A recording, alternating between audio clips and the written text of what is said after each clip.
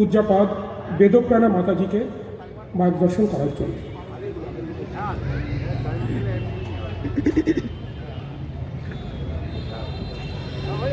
গুরু ব্রহ্মা গুরু বিষ্ণু গুরুদেব মহেশ্বর গুরুরেব পরম ব্রহ্মা তস্मै শ্রী গুরুবে নমঃ। সর্বপ্রথমে আমি আমার গুরু ইন্টারন্যাশনাল বেদান্ত সোসাইটির প্রতিষ্ঠাতা প্রাণপুরুষ উপাস্য শ্রী শ্রী ভগবানের চরণে শতকোটি প্রণাম জানাই।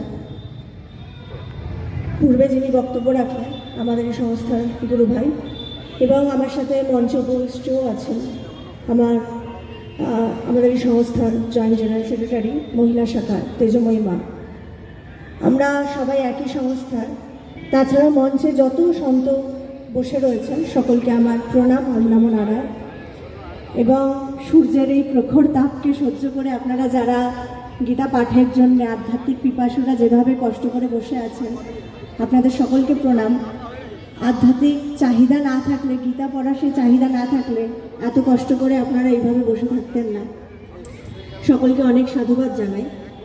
এবং যারা যেই অর্গানাইজেশন এই আজকের এই আয়োজনটা করেছে তাদেরকেও অনেক ধন্যবাদ যে এত সুন্দর একটা আয়োজন করবার জন্য। আজকে আপনারা আলোচনা শুনলেন, অনেক বক্তব্য শুনলেন, আমি বেশি কিছু বলবো না। আমি একটাই কথা বলবো যে চারিদিকে এখন শুধু পশ্চিমবঙ্গ না, পুরো ভারতবর্ষেরই এবং ভারতবর্ষের বাইরে যে আমাদের সনাতনীদের যে অবস্থা, তো সেই অবস্থার জন্য কিন্তু সর্বপ্রথমে আমরা নিজেরাই দায়ী। কারণ আমরা আমাদের আমরা আমাদের মাটি ভুলে যাচ্ছি। আমরা এই যে গীতা পাঠ করবার জন্য এখন কিন্তু আমরা অনেকে এখানে উপস্থিত হয়েছি এবং অনেকক্ষণ ধরে, অনেক ঘন্টা ধরে সময় দিয়ে কিন্তু বসে আছি, কিন্তু এই সময়টাই কিন্তু আমরা বাড়িতে পাই না। 5টা মিনিট বসার সময় পাই না।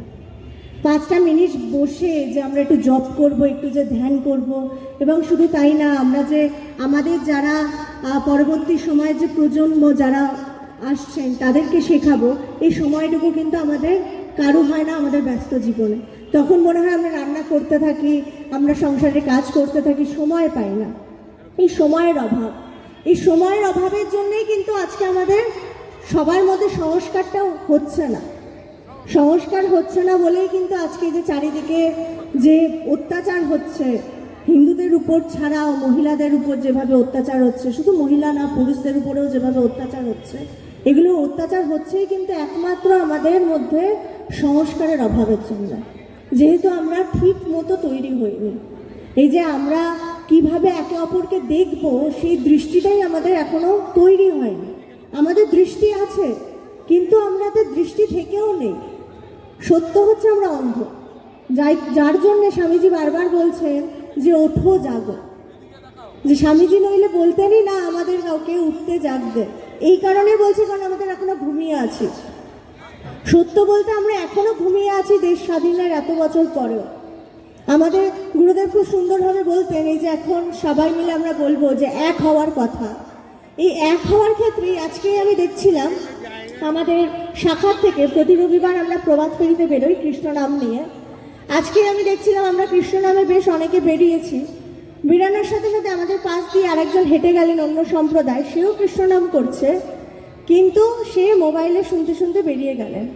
যে আমরা যে কৃষ্ণ নাম শুনে বা কোথায় গীতা পাঠ হচ্ছে এত কিছু না ভেবে যদি আমরা সবসময় যদি এইভাবে থাকি যে যেখানে কৃষ্ণ নাম হচ্ছে মানে এটা আমাদেরই হচ্ছে, আমরা যে সবসময় সব জায়গায় যে একটা অর্গানাইজেশন একটা সব কিছুতে যে এত ভেদাভেদ সৃষ্টি করছি, আমি অমুক সংস্থা থেকে দীক্ষা নিয়েছি মানে আমি ওইখানে পাঠ হচ্ছে যেতে পারবো না, বা আমি ওই সন্ন্যাসীকে সম্মান জানাতে পারবো না যেহেতু উনি আলাদা সম্প্রদায়ের।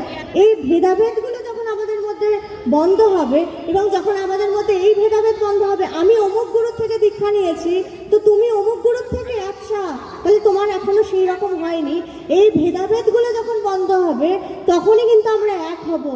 থেকে করছে এগুলো না ভেবে বিরাটিটা কিন্তু প্রচুর সদস্য, কিন্তু এই কয়জন আমরা উপস্থিত, কারণ আমরা এখনো ভাবছি যাব কি যাব না, গেলে ঠিক হবে কি হবে না। তো আমাদের আসল উদ্দেশ্য যাতে থাকে শুধু সনাতন, শুধু সনাতনী। আমাদের আসল পরিচয় কিন্তু আমরা শুধুমাত্র সনাতনী, অন্য কিছু না। আমরা যে যে ভাগ করছি, জাতি ভেদাভেদ এখনো করছি, নারী পুরুষ ভেদাভেদ এখনো করছি 2026-এ দাঁড়িয়ে। যার জন্য কিন্তু চারিদিকে ধর্ষণ, চারিদিকে হানাহানি, কারণ ভেদাভেদ করছি, দৃষ্টি ঠিক রাখতে পারছি না। এই জাতি ভেদাভেদটাও বন্ধ করতে হবে, আহার নিয়ে ভেদাভেদ সেটাও বন্ধ করতে হবে। ও এই আহার করছে মানে ও ঠিক না, এগুলো সব বন্ধ করতে হবে। শুধু একটাই রাখতে হবে, আমি সনাতনী। তখনই কিন্তু সবাই আমরা এক হয়ে চলতে পারবো, নইলে না। এই জন্যই আমার গুরুদেব খুব সুন্দরভাবে একটা কথা বলতেন, যে আমরা প্রত্যেকটা সময়, বেশিরভাগ সময় বলে থাকি যে আমাদের বিশ্ব ভ্রাতৃত্বের ঐক্যের প্রয়োজন। বলছে বিশ্ব ভ্রাতৃত্ব মানেই কিন্তু দুই ভাই মানে ঝামেলা, বিশ্ব ভ্রাতৃত্ব নয়, বিশ্ব আত্মার ঐক্যের প্রয়োজন। কারণ আমরা সবাই এক, এটাই সনাতন শেখায়, এটাই সনাতন শেখায় যে আমরা সবাই ব্রহ্ম, আমাদের প্রত্যেকের মধ্যে সেই ঈশ্বর আছে, এবং প্রত্যেকে যাতে প্রত্যেককে সম্মান করি, তাহলেই আমরা কিন্তু একজন বিরাট সনাতনী হয়ে উঠবো। সবাই ভালো থাকবেন, জয় ভগবান।